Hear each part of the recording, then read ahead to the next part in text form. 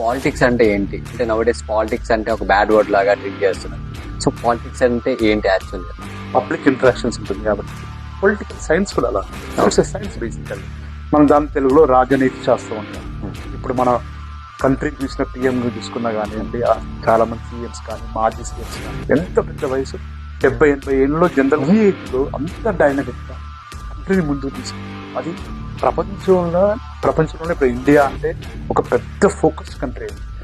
Vote వేయడం అనేది మన కనీస బాధ్యత. అసలు నిజంగా నన్ను అడిగితే ఏమంటారంటే ఓటింగ్ అయిన వాళ్ళ కంపల్సరీ కొన్ని పనిష్మెంట్స్ ఇవ్వాలి. గోయింగ్ ఫర్ ఏ కంట్రీ అంటే ఒక దేశం గురించి ఆలోచించాలి. అంటే ఏంటి, ఒక సేఫ్ కంట్రీ కావాలి, జాతి భద్రత అంటాం, national security very very important.